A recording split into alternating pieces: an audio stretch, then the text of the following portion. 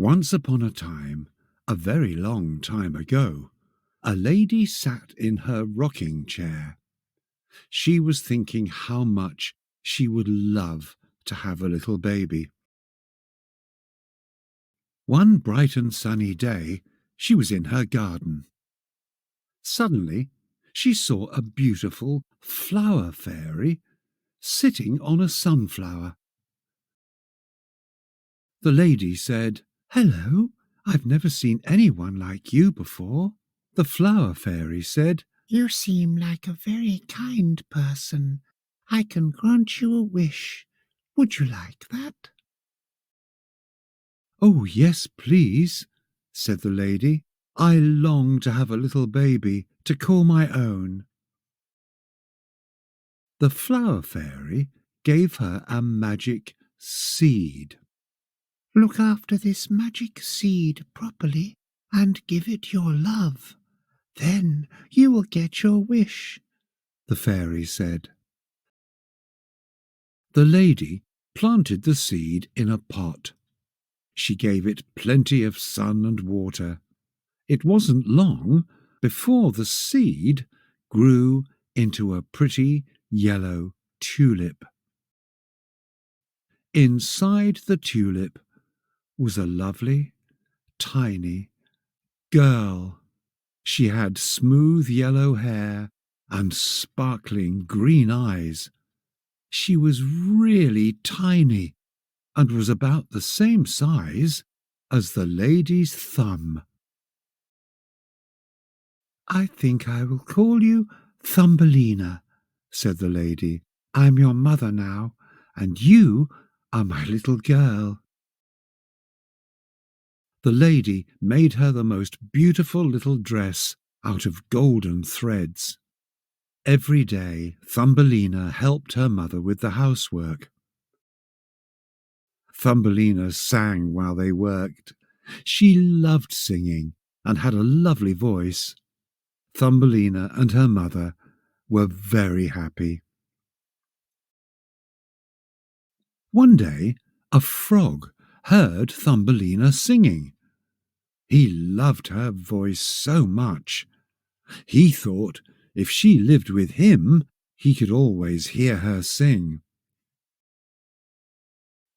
That night the frog hopped in through the window. He quietly picked up the walnut shell which Thumbelina used to sleep in. The next morning Thumbelina woke up. She couldn't believe her eyes. Her walnut shell bed was sitting on a lily pad in the middle of a pond.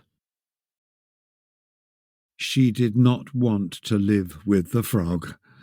He was all slimy, and all he ever said was, "Ribbit, ribbit, ribbit." Thumbelina cried and cried. A fish heard Thumbelina crying. He felt very sorry for her. When the frog wasn't looking, the fish chewed through the stem of the lily pad. The lily pad floated away. Thumbelina thanked the fish and waved goodbye. She floated along to the other end of the pond. Soon she came to a small town of water beetles. They were not very nice to little Thumbelina. "Look how ugly she is," the beetles said. "She's only got 2 legs and no wings." Thumbelina did not stay very long with the mean beetles.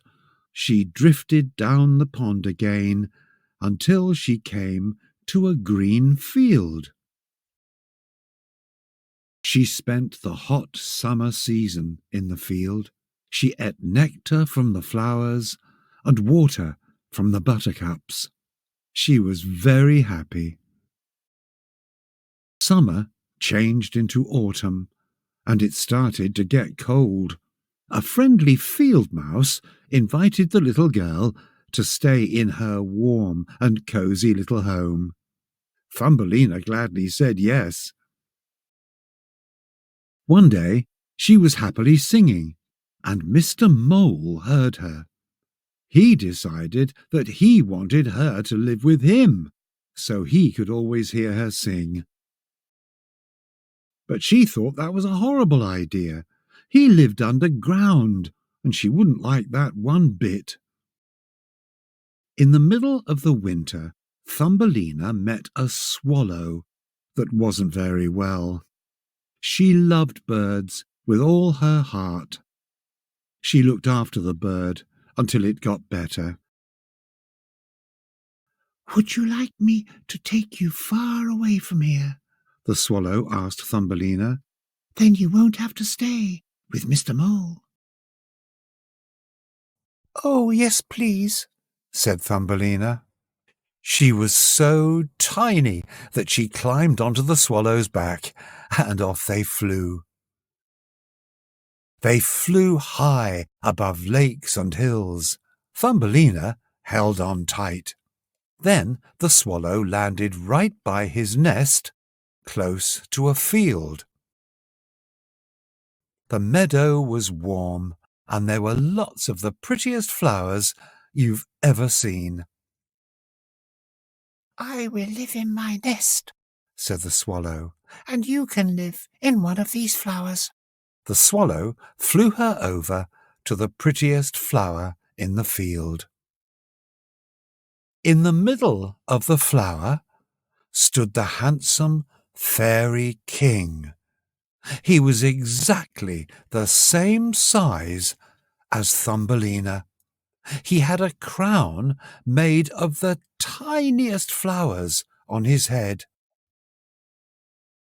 As you can imagine, Thumbelina and the Fairy King became the very best of friends, and when she made friends with all the other flower fairies, she was as happy as can be.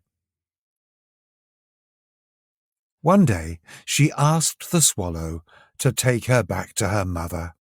Off they flew, and when they landed in the garden, her mother was so glad to see her. "I'm home, Mother," said Thumbelina.